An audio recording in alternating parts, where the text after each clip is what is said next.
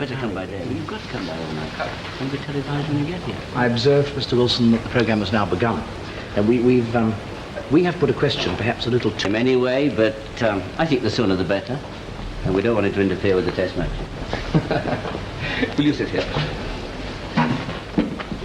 Thanks so much. I'll leave you, if I may, with Robin Day. Good.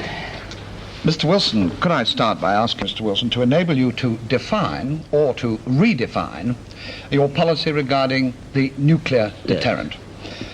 So long as the Royal Air Force V-bomber deterrent is effective, is it correct that a Labour government would put it entirely under NATO control? We leave it where it is now, under NATO control.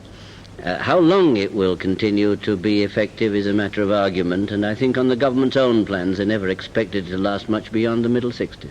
But the Conservative government retains the right of ultimate control over these V-bombers now. Would you retain that right also?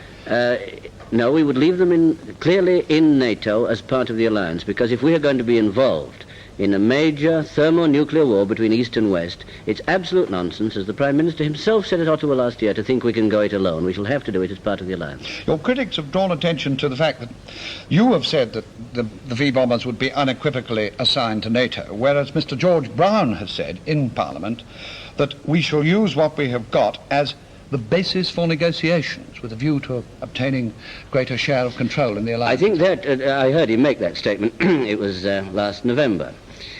He was referring, of course, in the main to the question of Polaris and not to the individual, to the existing RAF bombers. But I was left in no doubt at all in Washington that there is a very keen desire to get some new setup in NATO in which all of us will have a much bigger say in the question of the use of the thermonuclear deterrent. In the last resort, the decision will be American.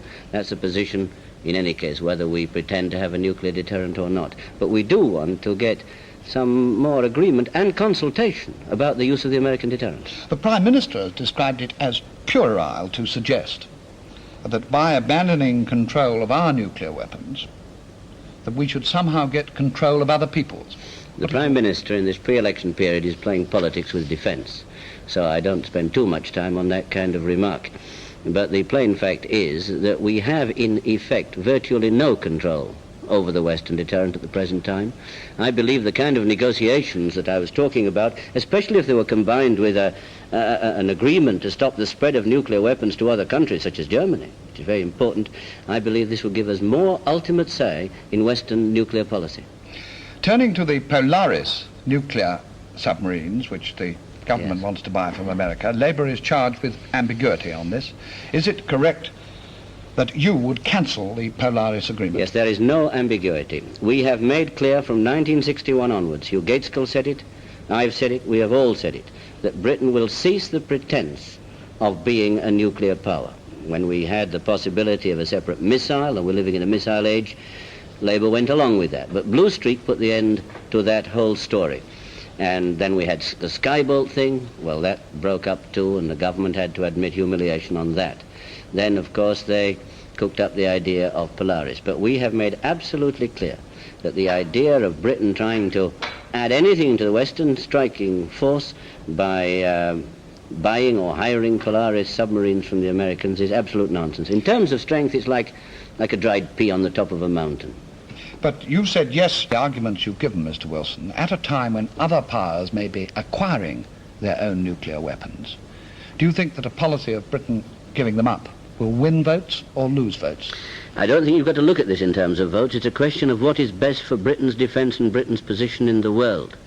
And this is one reason, of course, why we stress the importance of a world agreement under which everyone who's got nuclear secrets undertakes not to help to create other nuclear powers.